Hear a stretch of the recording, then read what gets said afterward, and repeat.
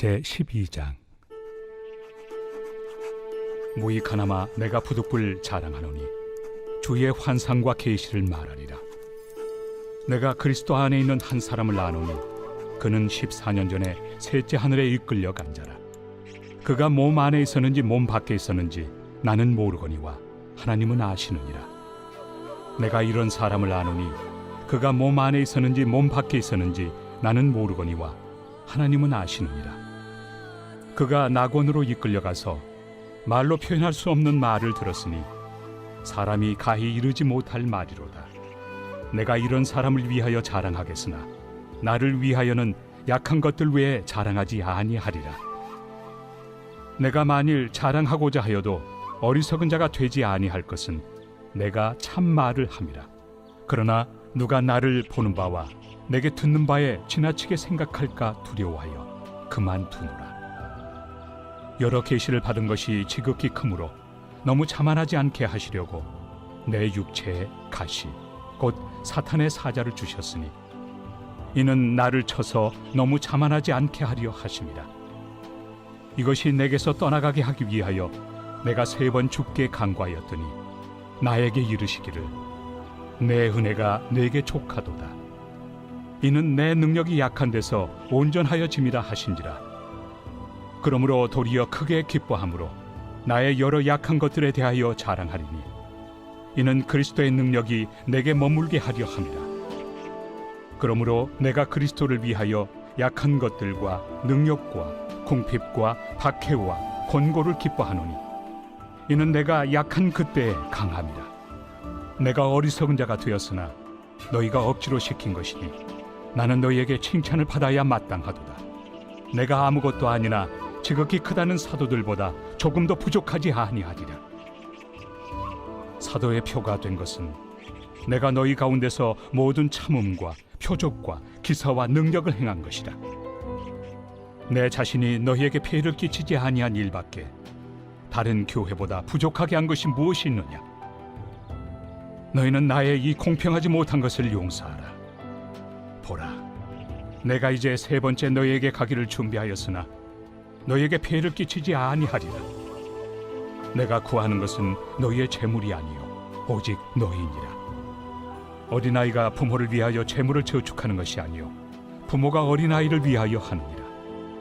내가 너희 영혼을 위하여 크게 기뻐함으로 재물을 사용하고 또 내 자신까지도 내어주리니 너희를 더욱 사랑할수록 나는 사랑을 덜 받겠느냐. 하여간 어떤 이의 말이 내가 너희에게 짐을 지우지는 아니하였을지라도 교활한 자가 되어 너희를 속임수로 취하였다 하니 내가 너희에게 보낸 자 중에 누구로 너희의 이득을 취하더냐. 내가 디도를 권하고 함께 한 형제를 보내었으니 디도가 너희의 이득을 취하더냐. 우리가 동일한 성령으로 행하지 아니하더냐. 동일한 보조로 하지 아니하더냐. 너희는 이때까지 우리가 자기 변명을 하는 줄로 생각하는구나. 우리는 그리스도 안에서 하나님 앞에 말하노라. 사랑하는 자들아, 이 모든 것은 너희의 덕을 세우기 위함이니라. 내가 갈 때에 너희를 내가 원하는 것과 같이 보지 못하고 또 내가 너희에게 너희가 원하지 않는 것과 같이 보일까 두려워하며 또 다툼과 시기와 분냄과 당 짓는 것과 비방과 수군거림과 거만함과 혼란이 있을까 두려워하고 또 내가 다시 갈 때 내 하나님이 나를 너희 앞에서 낮추실까 두려워하고 또 내가 전에 죄를 지은 여러 사람의 그 행함과 더러움과 음란함과 호색함을 회개하지 아니함 때문에 슬퍼할까 두려워하노라. 오늘의 말씀 고린도후서 12장의 말씀입니다. 사도 바울은 오늘 12장 9절 말씀에 참 중요한 고백을 하나님께 드리고 있습니다. 나에게 이르기를 내 은혜가 내게 족하도다. 이는 내 능력이 약한 데서 온전하여 짐이라. 내 은혜가 내게 족하다. 참으로 귀한 고백입니다. 사도 바울은 자신은 늘 괴롭게 했던 육체의 가시를 제거해달라고 3번이나 주님께 간구했지만 아시다시피 응답하지 않으셨습니다. 그럼에도 바울은 하나님을 원망하지 않았고 오히려 하나님의 은혜가 족하다라고 고백하며 하나님을 더욱 의지하는 기회로 삼았습니다. 사도 바울은 자신의 약함으로 인하여 그리스도의 능력이 자신에게 계속 머무는 것을 깨닫고 감사하며 오직 그리스도를 위하여 모든 고난을 기쁘게 받아들이겠다라는 것입니다. 결국 바울은 그 육신이 가시마저도 하나님의 특별하신 은혜이고 섭리이며 궁극적으로 자신의 선한 목적으로 쓰임받을 수 있었던 하나님의 놀라운 계획이라는 것임을 고백하고 있는 겁니다. 사도 바울은 자신의 삶을 힘들게 하는 모든 요소들을 보면서 기뻐한다라고 고백하고 있습니다. 육체적인 약함, 가난함, 세상 사람들의 부정적인 평가, 또 힘들게 살아가는 환경 등도 기쁨으로 받아들이고 있습니다. 이것은 자신의 단점들 때문에 걱정하고 근심하며 살지 않겠다라는 겁니다. 자신의 연약함으로 인하여 주눅들고 우울해하며 살지 않겠다는 겁니다. 이런 연약함을 통해서 십자가의 능력이 강하게 나타날 것을 믿고 있는다는 겁니다. 믿음으로 살아가는 사람들은 자신이 잘난 점만을 바라보며 자신을 자랑하는 사람이 결코 아닙니다. 그렇다고 약한 것을 바라보며 소심하게 살아가는 사람도 아닙니다. 믿음으로 살아가는 사람은 우리의 연약함도 우리의 강함도 바라보지 않고 살아가는 사람입니다. 우리의 삶을 붙들고 계시는 하나님을 바라보고 살아가는 사람들입니다. 우리의 능력에 희망을 두고 살아가는 사람들이 아니라 십자가의 능력에 희망을 두고 살아가는 사람입니다. 우리는 약할지라도 십자가의 능력은 강하기 때문에 가능한 겁니다. 강함만이 선물이 아니라 연약함도 하나님께서 주신 선물이라는 것을 기억하시기 바랍니다. 성도 여러분, 여러분도 이런 고백을 주님께 드릴 수 있으십니까? 우리에게 일어난 수많은 일들, 연약한 것에서부터 어렵고 힘든 일들까지 내 힘으로 감당하기 어려운 일들까지도 이 사도 바울처럼 모든 것이 하나님의 은혜라고 고백할 수 있는 믿음을 가지고 계십니까? 내 인생을 책임져 주시고 내 미래의 일들까지도 하나님의 운행하심 속에 있다는 것을 믿기에 내 걱정과 내 염려와 나의 연약함까지 하나님께 다 맡길 수 있는 것이 아니겠습니까? 나에게 일어난 모든 일들이 하나님께서 베푸신 은혜입니다 라고 고백할 수 있는 사람들이야말로 내 인생의 주인은 오직 하나님이십니다 라고 믿는 사람입니다. 사도 바울처럼 이 모든 것을 은혜라고 생각하는 자에게는 하나님께서 늘 인생 가운데 기쁨이 떠나지 않게 하신다는 겁니다. 은혜는 헬라어로 카리스인데 이 카리스는 기쁨을 뜻하는 카라에서 나온 단어입니다. 즉 하나님의 은혜를 경험한 자에게는 기쁨을 선물로 더하여 주신다는 뜻입니다. 하나님의 은혜는 우리의 공로로 인하여 우리가 뭐 잘나서 주신 것도 아니고 전적으로 하나님께서 자격 없는 우리들에게 베풀어 주신 그분의 사랑이고 선물입니다. 사도 바울은 기쁜 일이든 힘든 일이든 심지어 자신의 육체를 늘 괴롭게 하는 육체의 가시든 이 모든 것이 하나님의 선물, 즉 은혜임을 믿었습니다. 그래서 9절에 이어서 10절에서도 그러므로 내가 그리스도를 위하여 약한 것들과 능욕과 궁핍과 박해와 공고를 기뻐하노니 라고 고백할 수 있었던 겁니다.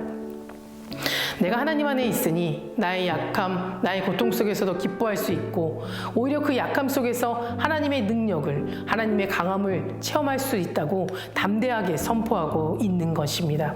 저는 가끔 하나님께 이러한 질문을 던집니다. 하나님께서는 우리를 왜 이처럼 연약하게 만드셨나요? 그때마다 들리는 음성은 너를 다시 빚으시기 위함이다 라는 겁니다.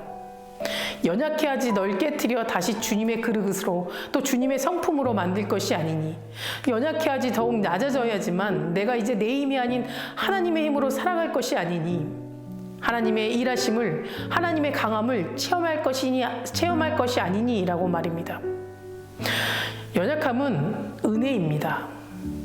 약한 그때에 우리는 비로소 하나님의 전지전능하신 능력을 체험할 수 있는 겁니다. 지금 우리의 상황이 사도 바울과 같이 육체의 가시 때문에 혹은 어렵고 힘든 환경 가운데 있다 할지라도 이것마저도 하나님의 은혜임을 고백한다면 그 은혜 안에 숨겨져 있는 기쁨과 하나님의 능력을 체험하게 될 줄 믿습니다. 사랑하는 성도 여러분, 사도 바울은 누구보다 귀한 환상과 계시를 경험했음에도 불구하고 자랑하는 것이 어리석고 무익하다는 것을 깨달았습니다.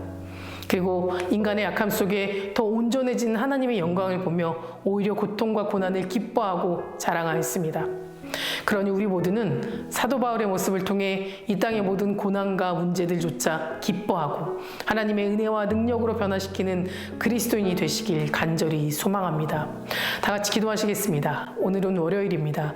월요일의 공동기도 제목은 나라와 민족을 위해서 함께 기도하시겠습니다. 먼저 이 땅의 영적인 회복과 자유민주주의를 위해서 기도해 주시고 분열과 갈등이 사라지게 하시며 국민 통합과 화합을 위해서도 기도해 주시고 또 경제가 회복되게 하시고 복음을 전하는 선교대국 되게 해달라고 함께 기도해 주시기 바랍니다. 사랑과 은혜가 충만하신 하나님, 오늘도 주님 앞에 나아옵니다. 우리가 세상을 살아가면서 하나님만을 바라보며 살아가길 원합니다. 겨누짓하지 않고 우리의 믿음을 지켜주셔서 온전히 주님 안에 거하게 하여 주시옵소서. 어떠한 고난 앞에서도 쓰러지지 않게 붙잡아 주시고 하나님이 베푸신 한없는 은혜 가운데 머물며 그 은혜를 누리며 살아가게 인도하여 주시옵소서. 특별히 이 나라와 이 민족을 위해 기도합니다. 경제적으로 어려운 가운데 있지만 하나님 회복시켜 주실 줄 믿고 더욱 힘써 기도하는 나라 되게 하시고 분열과 갈등이 하루속히 사라지게 하셔서 한마음 한뜻으로 어려운 이 시간을 지혜롭게 이겨낼 수 있는 나라 되게 하시옵소서. 이 나라가 하나님을 더욱 경외하고 믿으며 예배를 지켜나가는 예배자가 세워지는 나라 되게 하셔서 하나님의 복음을 전하는 선교대국이 되게 하여 주시옵소서. 담임 목사님께 먼저 은혜 충만하게 채워주셔서 성령 충만하게 하여 주시고 선포되는 말씀을 통해 듣는 이의 심령이 변화되어 주님 안에서 소망을 품고 세상의 귀한 빛과 소금의 역할을 감당할 수 있도록 인도하여 주시옵소서.